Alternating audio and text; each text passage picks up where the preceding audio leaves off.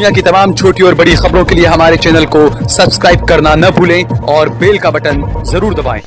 दोस्तों, मैं सहल कुरैशी इस वक्त आपके साथ में एक ऐसी खबर के साथ आया हूं जिसका सभी को इंतजार है कि आखिरकार उत्तर प्रदेश में क्या होगा। मनोज सिन्हा, ये नाम आपने सुना था, ये मौजूदा वक्त में जम्मू कश्मीर के गवर्नर हैं, लेफ्टिनेंट गवर्नर हैं और उन्हें जो है वो दिल्ली तलब किया है। आपको बता दें कि जब 2017 में उत्तर प्रदेश में विधानसभा चुनाव हुए, वहां पर बीजेपी को बहुमत मिला था, उस वक्त मनोज सिन्हा का नाम काफी सुर्खियों में था। बताया ये जाता था और सभी चैनल की सुर्खियां ये रहती थी कि मनोज सिन्हा जो है वो उत्तर प्रदेश के मुख्यमंत्री होंगे। और जब नाम में जब देरी हो रही थी, जब आखिरी दौर की जब बातचीत चल रही थी कि मुख्यमंत्री कौन बनेगा उत्तर प्रदेश का, उस वक्त मनोज सिन्हा वाराणसी भी गए थे। वहां पर मंदिर में जब उन्होंने पूजा अर्चना की, तब मीडिया ने बढ़ा चढ़ा कर दिखाया कि मनोज सिन्हा जो है वो पूजा के लिए भी गए, यानी कि उत्तर प्रदेश के मुख्यमंत्री यही बनने वाले हैं। लेकिन अचानक हुआ ये कि धोती और लुंगी के बीच में जो है वो उत्तर प्रदेश की राजनीति उलझ गई और जो मुख्यमंत्री का पद है वो धोती और लुंगी के बीच में ही इधर से उधर होता रहा। क्योंकि नाम आने लगा, क्या राजनाथ सिंह होंगे, क्या मनोज सिन्हा होंगे या योगी आदित्यनाथ होंगे। उसके बाद बना दिया गया योगी आदित्यनाथ को। लेकिन पिछले कुछ महीनों से और खासकर पिछले कुछ दिनों से जो घटनाक्रम घट रहा है उत्तर प्रदेश में योगी आदित्यनाथ को लेकर, उसे लेकर कई अलग अलग तरह की अटकलें लगाई जा रही थी। और ऐसे में मनोज सिन्हा को जम्मू कश्मीर से दिल्ली तलब किया जाना कई सवाल खड़े करता है। यहाँ पर कई अटकलें जो है वो यहाँ पर लगाई जा रही है। कुछ लोगों का कहना है कि उत्तर प्रदेश में योगी के अलावा कोई ऐसा नेता नहीं है बीजेपी के पास में जिसे खड़ा किया जा सके। तो क्या मनोज सिन्हा को इसीलिए बुलाया गया है क्योंकि मनोज सिन्हा जो हैं वो मोदी और अमित शाह के काफ़ी करीबी माने जाते हैं, आरएसएस के भी काफ़ी करीबी माने जाते हैं। दूसरा, आईआईटी से पास आउट हैं, यानी कि इस तरह के जो पढ़े लिखे भी हैं, संघ के भी करीब हैं, मोदी शाह की गुड बुक में भी हैं। ऐसे बीजेपी के बहुत कम नेता हैं, उसमें एक मनोज सिन्हा हैं। क्योंकि जब 2019 में जब चुनाव होने थे लोकसभा के, तो ऐसे बहुत कम नेता हैं जिसके नामांकन के वक्त खुद अमित शाह मौजूद रहे हों। जब 2019 के लोकसभा चुनाव होने थे, जब मनोज सिन्हा को अपना नामांकन पत्र दाखिल करना था, उस वक्त अमित शाह खुद उनके साथ में मौजूद थे उनके नामांकन प्रक्रिया के दौरान। तो इससे आप मान सकते हैं कि वो आखिर कितने करीबी हैं।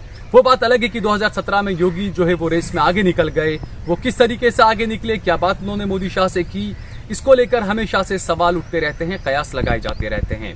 लेकिन अभी मनोज सिन्हा का दिल्ली आना और उत्तर प्रदेश में आपने देखा कि उत्तर प्रदेश सरकार का यूपी का बीजेपी का जो ट्विटर हैंडल है उस पर से मोदी की तस्वीर भी हटा ली गई है। वहां पर मोदी, नड्डा, अमित शाह किसी की तस्वीर नहीं है। वहां पर योगी आदित्यनाथ की तस्वीर है, वहां पर मौर्य की तस्वीर और इसके अलावा 2 लोगों की और तस्वीर है वहां पर।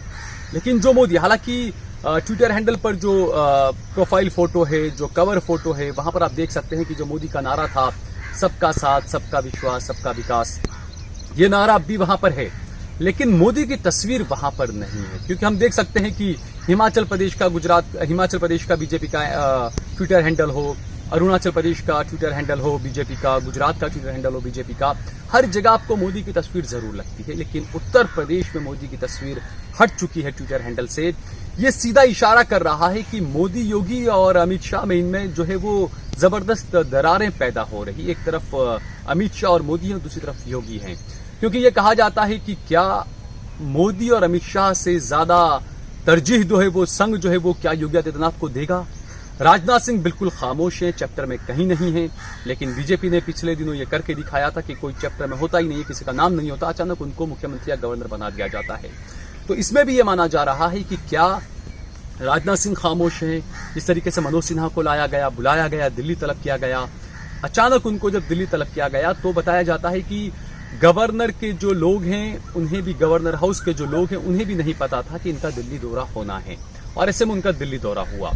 दूसरा, क्या ये भी है कि क्या जम्मू कश्मीर को लेकर सरकार कुछ रणनीति बना रही है, क्या वहां पर चुनाव को लेकर या वहां पर कुछ तब्दीली को लेकर क्या कुछ रणनीति बनाई जा रही है, या फिर क्या ये माना जाए उत्तर प्रदेश के चुनाव को ध्यान में रखकर, जहन में रखकर एक बार फिर से जम्मू कश्मीर 370 ये तमाम चीजों को लेकर कुछ राजनीति होगी।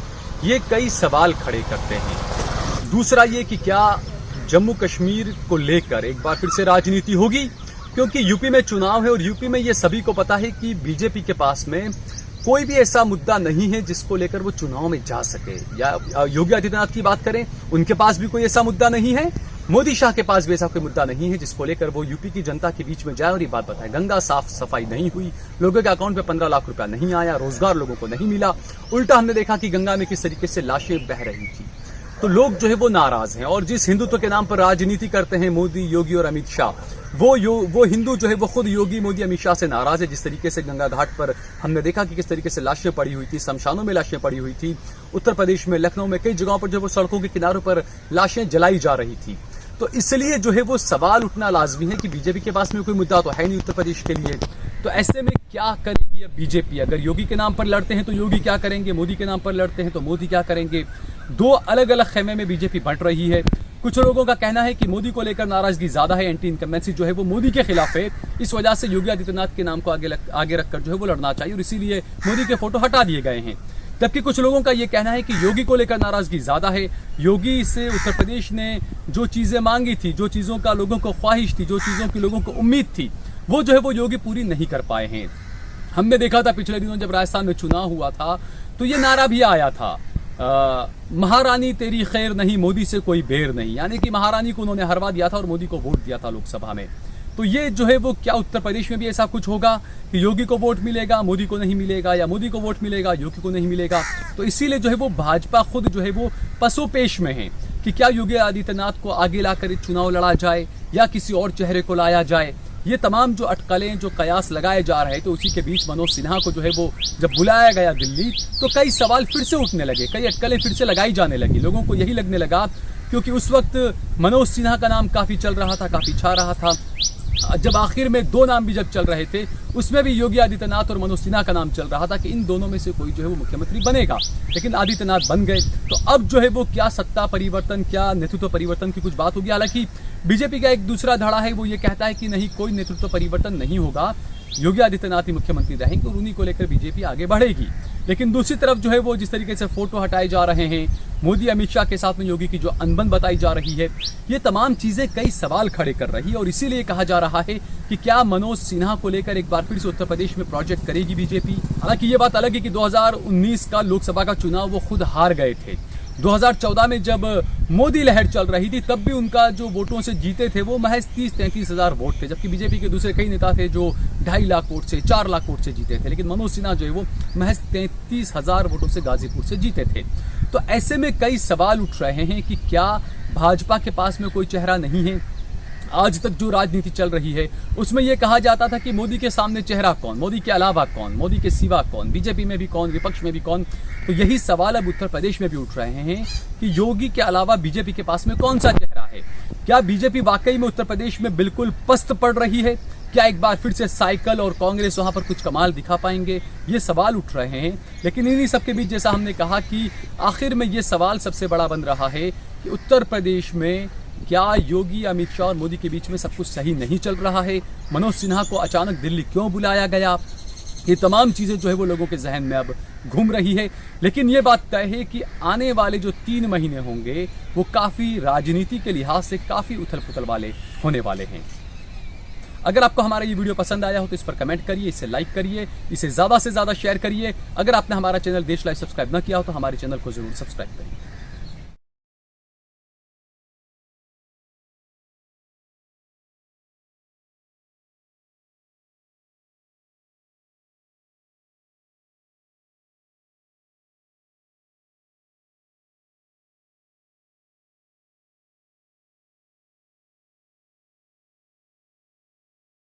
आप देख रहे हैं देश लाइव, देश की आवाज।